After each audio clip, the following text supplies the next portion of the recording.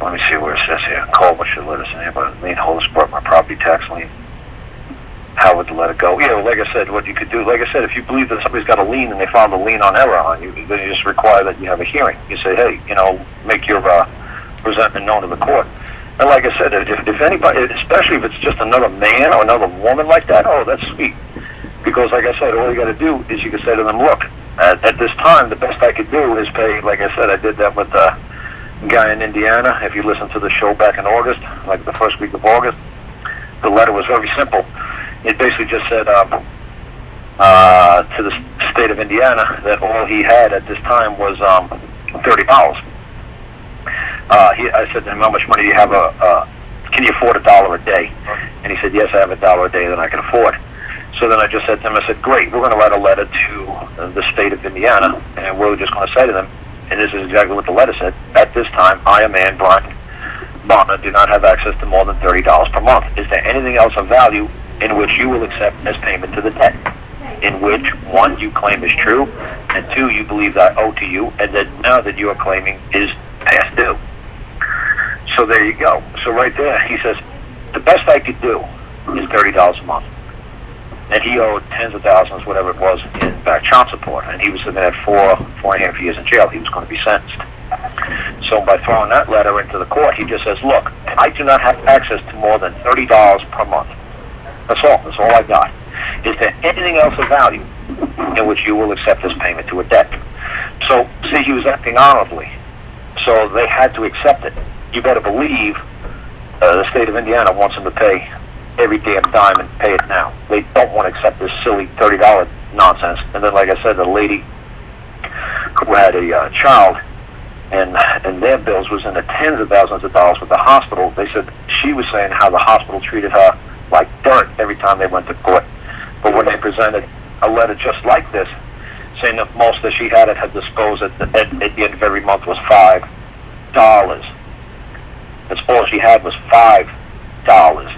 She said when she put this note in before the court, and the hospital attorneys, when they got to court, she put this note in. But the $5 thing, and she said the attorneys for the hospital treated her nice, the judge treated her nice. She said prior to that note, they said they always treated me like dirt. So, and that's what I'm trying to say. If anybody's making a claim that you owe them a debt, you tell them, honestly, this is all I can afford to pay you every month. All I can pay you is 30 cents. That's all I can pay you. You know what? Do you guys just want the problem to go away? There you go. They say, look, the best I can do is $1 a month. The best I can do is $5 a month. The best I can do is $30 a month. If you just want the problem to go to hell away, and you just want to get on and do something else with your life instead of reading all this stuff, filing appeals, doing silly jurist nonsense, reading all these stupid websites, just say, you know what? I don't care who comes to me. If I could say, I don't care who comes to me. Say Betty Crocker comes to me and say, or $10,000 for a cookbook. I was like, you know what, lady, Betty Crocker Corporation or whatever, you know what, I'm not going to go around with the argument in court. I'm going to send her this letter and say, look, the best I have is 10 cents a month to set off this debt. Is there anything else that you believe of value that you will accept and which you claim is true and which you believe I now owe you and then you declare is post-due? Is there anything else I can do for you, ma'am? And that's it. And I'm done. You know what? I'm going to take the 50-cent stamp, put a 10-cent check in the mail, and be done. And I'm going on with my life. So I don't care who's making a claim I owe a debt. You know, I don't care how ridiculous. I don't care if they even got the wrong guy. I don't care. I'm just going to give him 10 cents and give him $1 and get him the hell off my back. You know, because like I said, man, especially like I said, you go to surgery, you deal like one of the animals I got to deal with. I could die at any moment, man. So why am I going to waste my time going to court, arguing with people, writing papers, doing all this nonsense, when I could just write 2-3 sentences and be done? Just like I'm sure that lady who's got that sickly daughter of hers, and she said, all I could pay the hospital is $5. They were gonna garnish her paycheck. They were gonna lien her her home. They were gonna take all her possessions. They were gonna execute a warrant of debt on her. It was ridiculous. I said, lady, how about you just do a 2-3 sentence letter and we'd be done? Give them $5 a month and back them off. Would you be happy? No worry about garnishment. Nothing to worry about, possessions in your home being, taken out. Like I try to say to folks, doesn't that make you folks happy? Just say, look, I don't give a damn. Just give them a couple of dollars a month. I just make them go away. That's all I give a damn about. I don't have to win anything. It's like, to me, being left alone is a win. So it's like, you know what? I don't want to spend my whole life arguing with these people. Obviously, the kid got some, good medical care, and obviously this guy actually owes child support, and obviously the state of Indiana, paid money to his ex-wife and his kid, or one kid, two kids, I don't know how many kids he's got, but they paid him. Obviously, they paid money out. The people of Indiana helped support his child and helped support his ex-wife. I'm sure they were collecting some sort of state benefit, so now he's paying back $30 a month. Oh, damn, man, most dads probably pay $30 a day to feed their kids or house their kids. So he's paying the state back $30 a month for the next 10,000 months. So what? So like I said, that's why, if you want to argue with it a long time, I couldn't care less. I was like, you know what? Like I said, you do the Gordon holding, you conditionally accept their offer upon proof of claim, You can do that too. But like I said, if you just want to make it go away really super quick, just say, okay, you know what? Fine. You know what?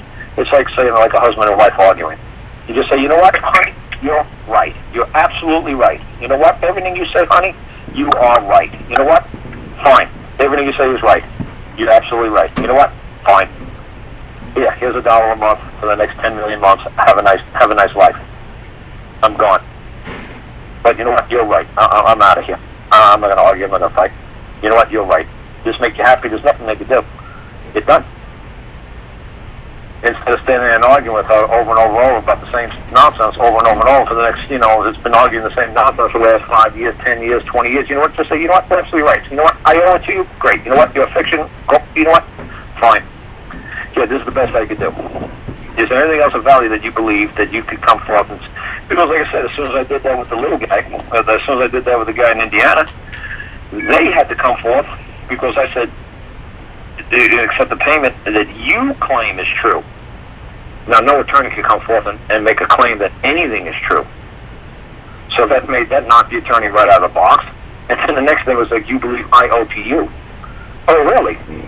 So the attorney's going to have to say he has to come up with this belief system all of a sudden that the attorneys don't have a belief system. Attorneys use precedent and case law.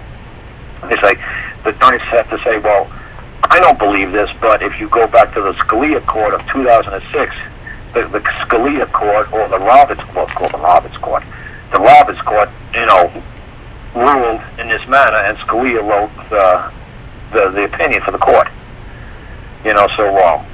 Like I said, attorneys have to use what, like, somebody superior to them believes, or what somebody above them in their society established as the position of the Supreme Court. So when we establish our positions, we're supposed to be the representative of God. So when we utter something, it's supposed to be like God uttered something. So our belief outranks the lawyers, because they have to base it upon an opinion of a court. So they can maintain their position. We have a belief.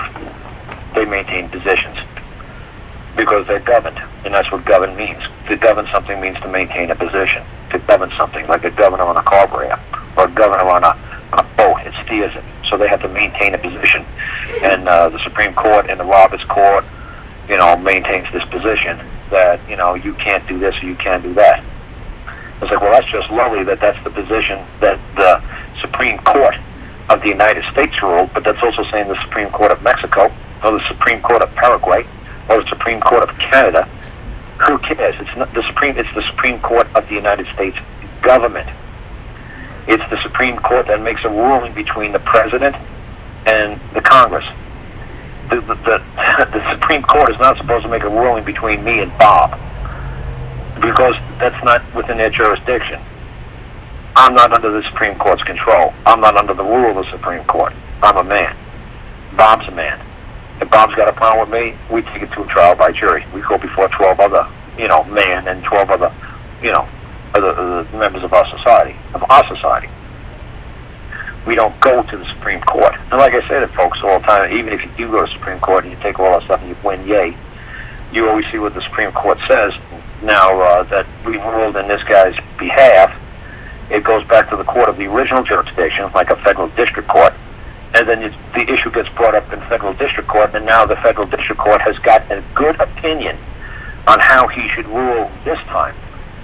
So when it goes back, the ruling comes back from the Supreme Court of Alabama. That's why John Wilkinson told me that. He said, you know what, you can get a ruling from the Supreme Court of Alabama. It could take you up to 12 years to get a ruling. And what's going to happen is going to go back to the court of original jurisdiction, family court. And the family court judge could tell you, oh, that's a lovely opinion that you got from the Alabama Supreme Court. But you know what? You could tell the Supreme Court to go F off. Because this is my case, you're in my courthouse, you're in my jurisdiction, you're in my realm, and I'm telling you, F off.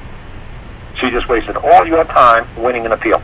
And that's exactly what the man who is the head clerk of the appeals court for Alabama said to me, and he's been doing it since 1975. He's a deacon of a church. He's the president of the Court Clerks of America Association, and he teaches this at a university down there, at a law university down in Alabama. So if he's telling me it's a sham, it's a joke, it's a total waste of your time and a waste of your money, I'm not going to argue with this man. This man's an expert. When someone